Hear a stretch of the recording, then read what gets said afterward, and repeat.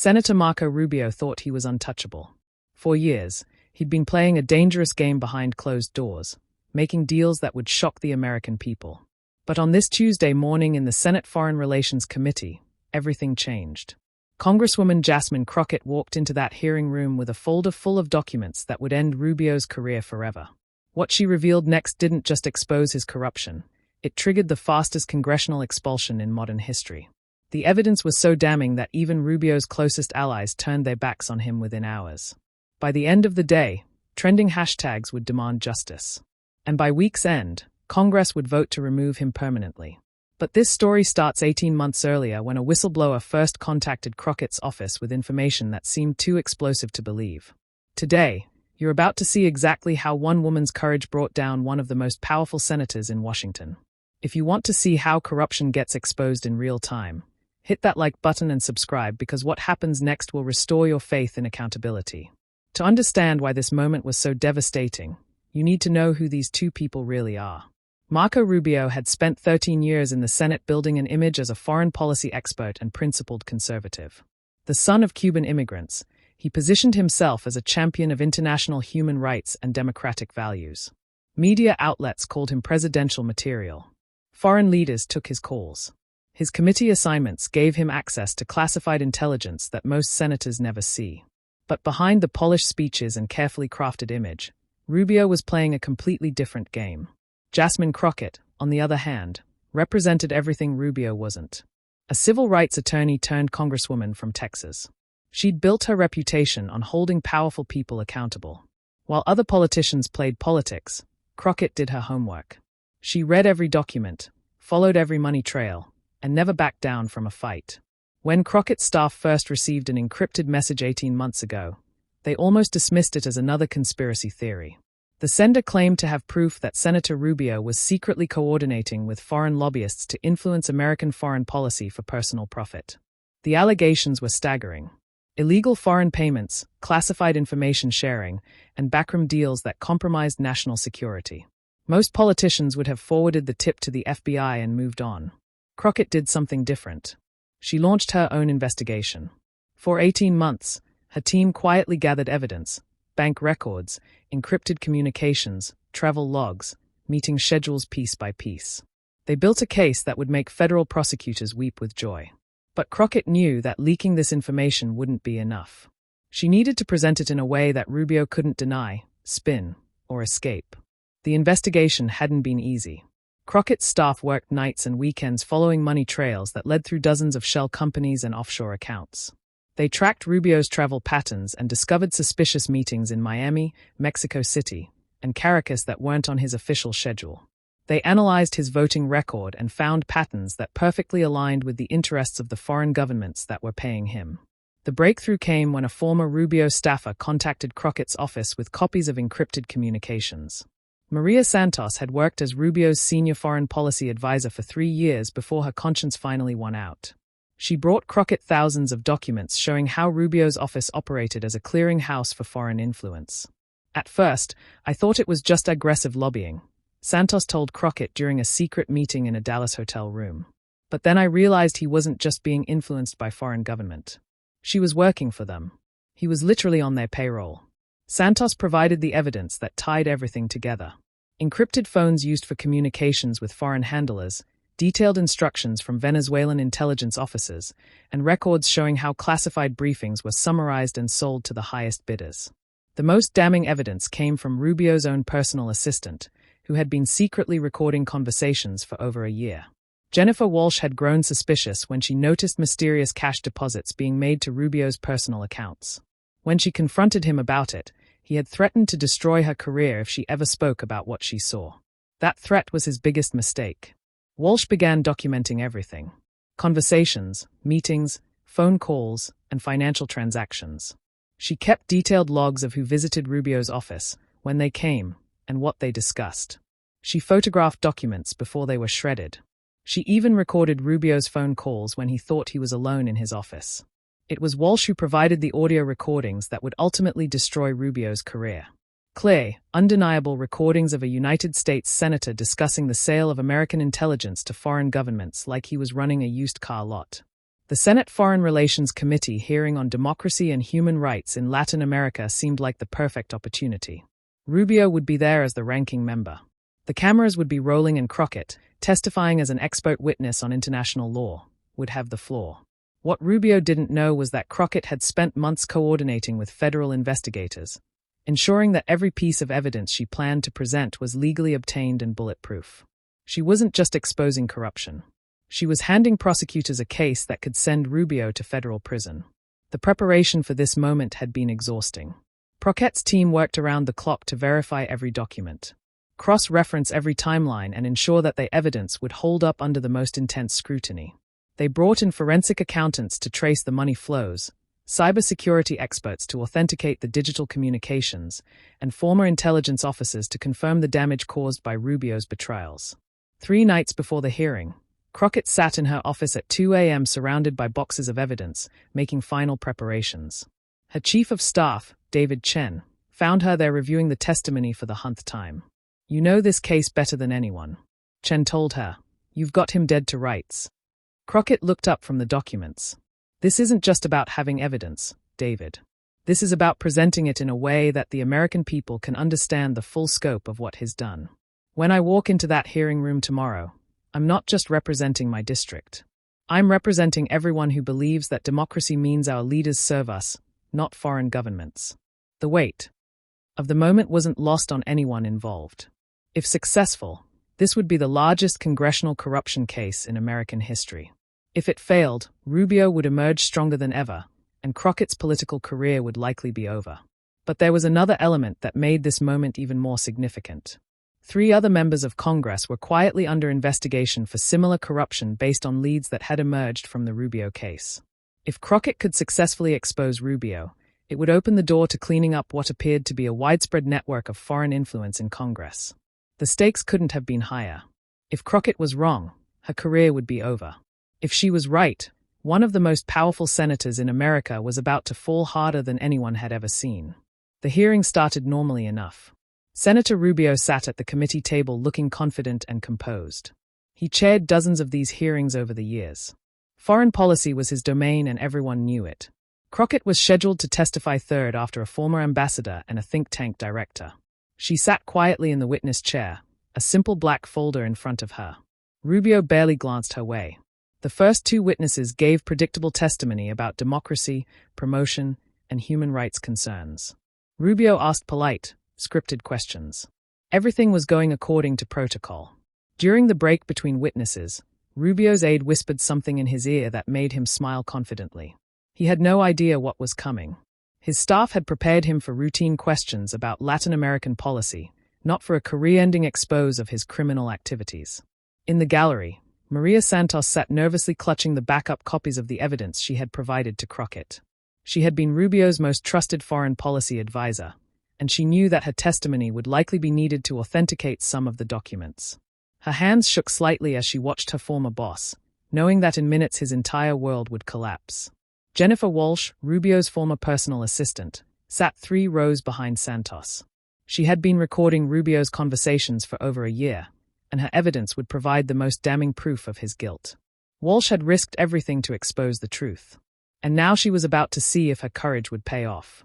2 FBI agents posing as journalists sat in the press section with recording equipment that would capture every word and reaction.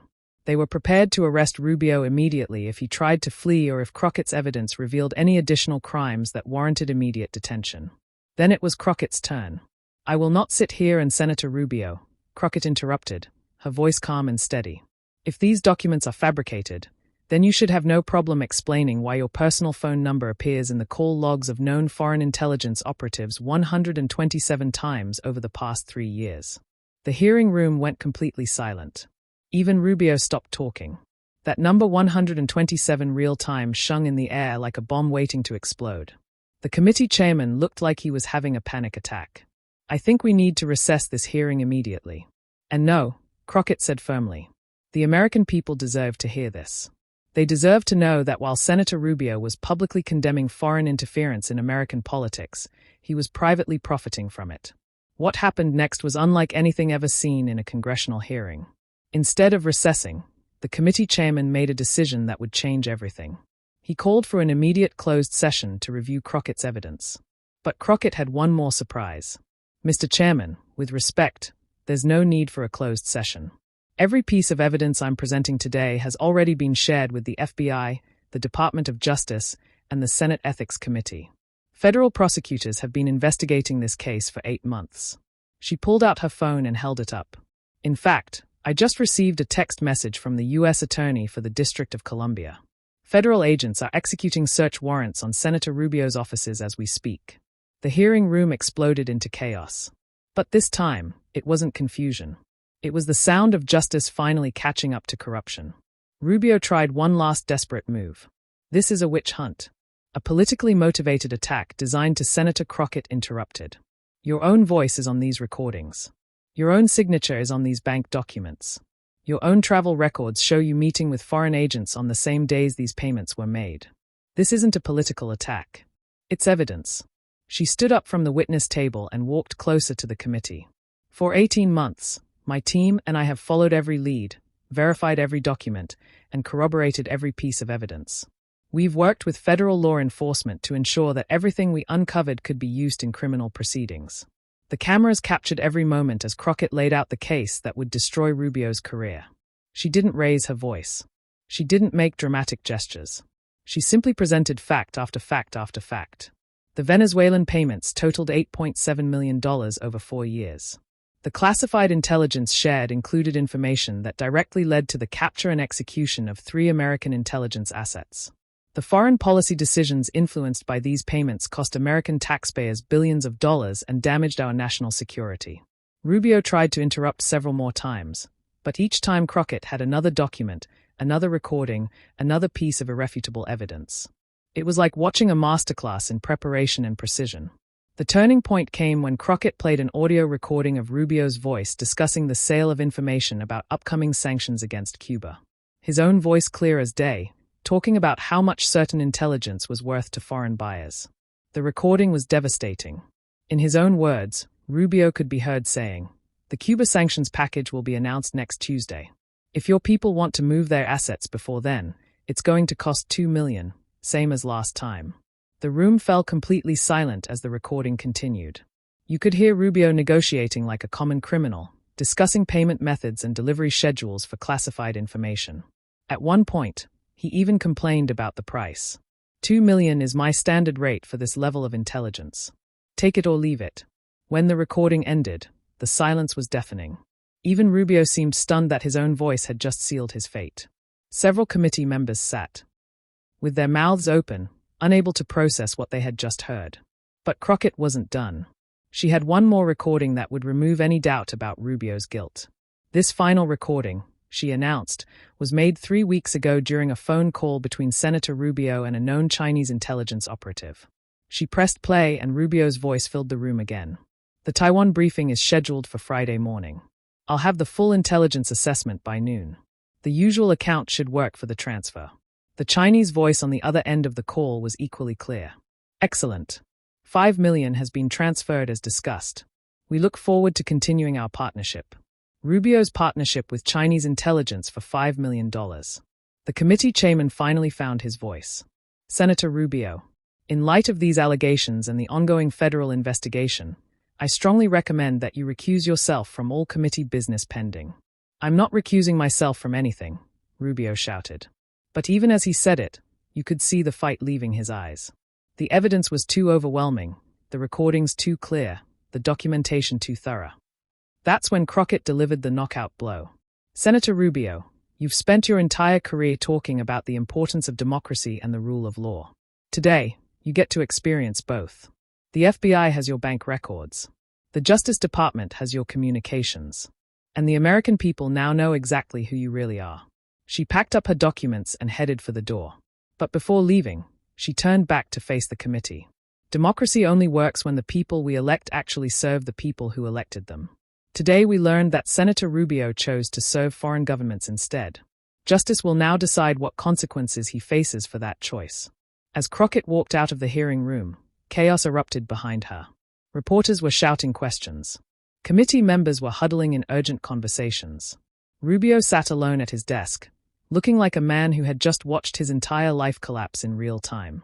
Outside the hearing room, Crockett was immediately surrounded by a crowd of journalists, but she only made one brief statement. The evidence speaks for itself. The American people deserve leaders who put America first, not their own bank accounts. Today, we've seen what happens when that sacred trust is broken. Meanwhile, back in the hearing room, Rubio was frantically making phone calls to his lawyers, his staff, and his family. But it was too late. The evidence was out there. His own voice was already being played on news networks across the country. There was no spinning this, no denying it, no making it go away. Within an hour, federal agents had arrived at the Capitol to formally notify Rubio that he was now the subject of multiple criminal investigations.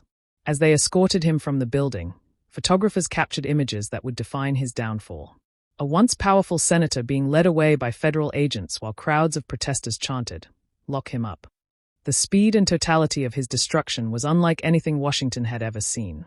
By the time Crockett was giving interviews on the Capitol steps, Rubio was already in federal custody. His senatorial privileges suspended and his political career effectively over. Within 2 hours of Crockett's testimony, Number Rubio Exposed was trending on every social media platform. The clips were being shared millions of times.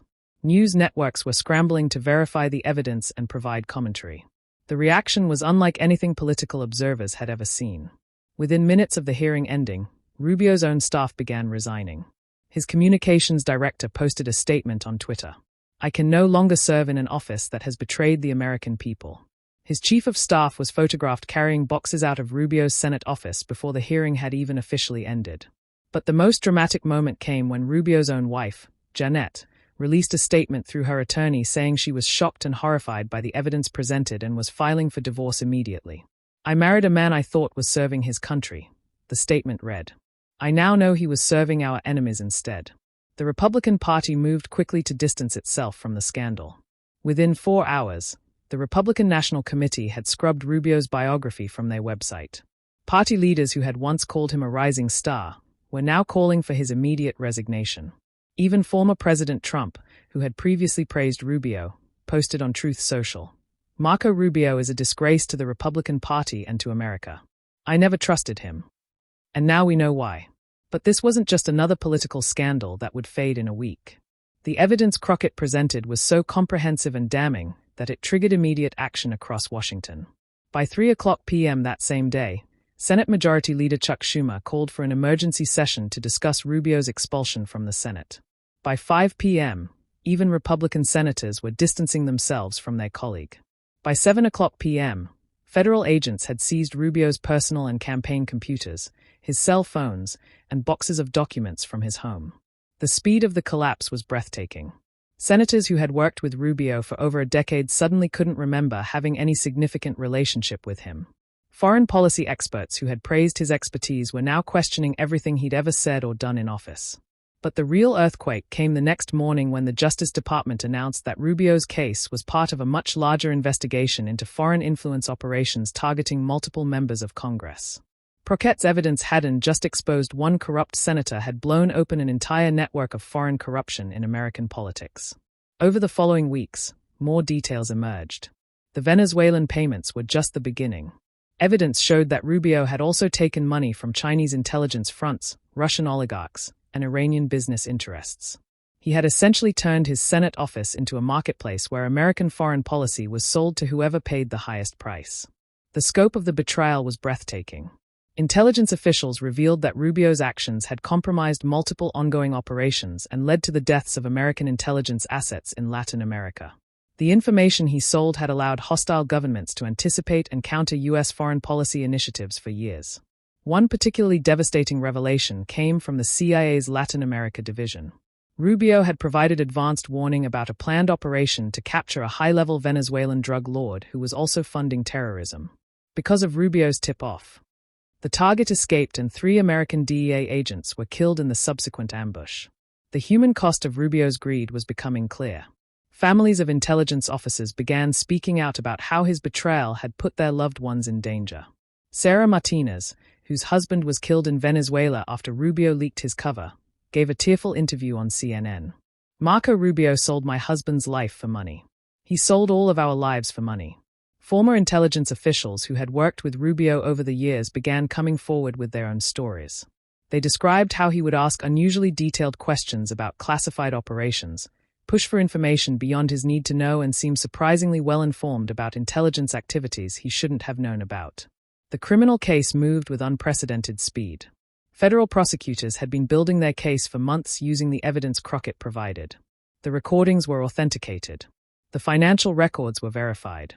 The pattern of corruption was undeniable. 3 weeks after Crockett's testimony, the Senate voted 94-6 to expel Marco Rubio from Congress, only the second time in modern history that a senator had been expelled. Even some of his closest allies voted for his removal, saying they had no choice given the overwhelming evidence of criminal conduct.